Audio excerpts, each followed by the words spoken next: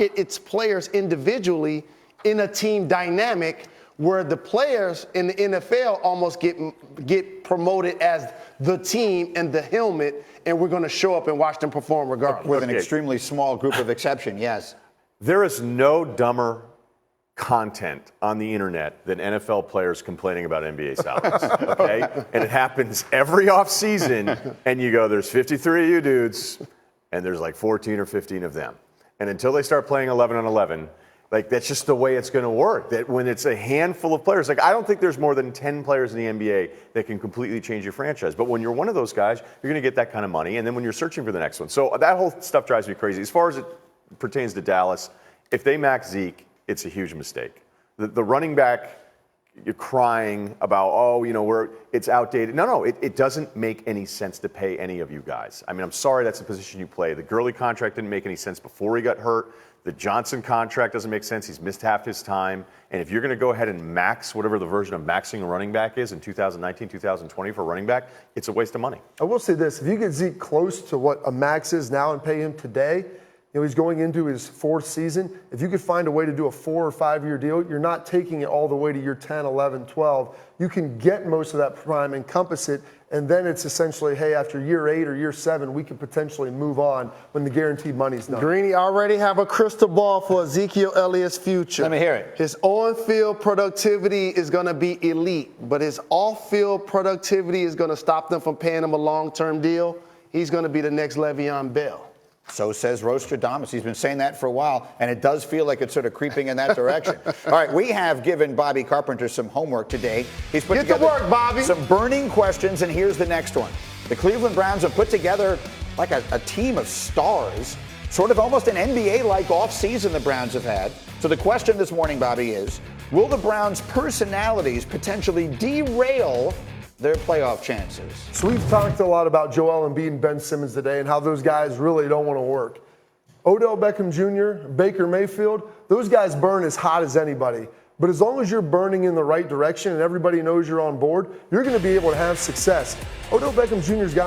he's got some issues. He's got a little fire, but he's a guy that goes and works and shows up every day. So while his teammates may not necessarily love all of this and the antics that he has, he shows up, he plays, he produces on Sunday, and he does it during the week as well. Baker Mayfield talks a lot. He's as fiery as anybody. People talk that he may hear a little bit too much and respond to too many things. These guys are going to have some blow-ups during the year. It's going to happen, but it doesn't mean that it necessarily is going to go awry because guys respect work regardless of what sport it is.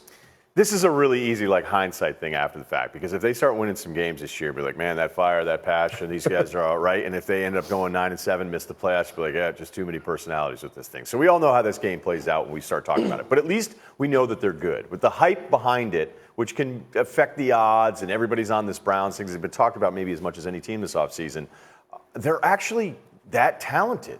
So as fluky as this may seem to be, like, do we really think the Browns can be this good of a team? Look at that talent on that roster on both sides of the football. I don't think it's crazy. The wild card for the Browns is a player that we're not going to discuss because it's taboo based on the way he got suspended. That's Kareem Hunt.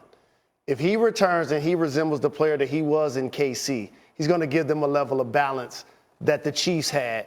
That's going to allow Odell and Landry to actually flourish with a young quarterback. Because Baker Mayfield is still a young quarterback. We're going to put them in the Super Bowl, but he's still got to be an elite quarterback at some point to keep everybody happy. The other part of this that I think is the most interesting is this, as we're comparing football and basketball here, putting together a team on the fly. For as long as the sport has been played, we've said that can't work. But the Rams sort of did it last year, right? The Rams, Bobby, put together a bunch of pieces to make a run, and it worked. They got to the Super Bowl. So I think that maybe that is the blueprint that a team like Cleveland is looking at. Because it's a little bit of an NBA blueprint. When you look at the Rams, they drafted a lot of their key pieces. The Browns, they've drafted Baker Mayfield. They drafted Chubb, Denzel Ward, they've got all kinds of guys on defense that have helped them out. Then you just add some ancillary pieces and drop them in. You're never going to be able to win by building your roster through free agency in the NFL, but what you're going to be able to do is fill out some of the areas that you need. If however, it doesn't start well, let's just say for the sake of argument, you lose a couple of close games and the offense doesn't look like it's clicking, or maybe Odell's numbers aren't spectacular, are you worried it takes a turn?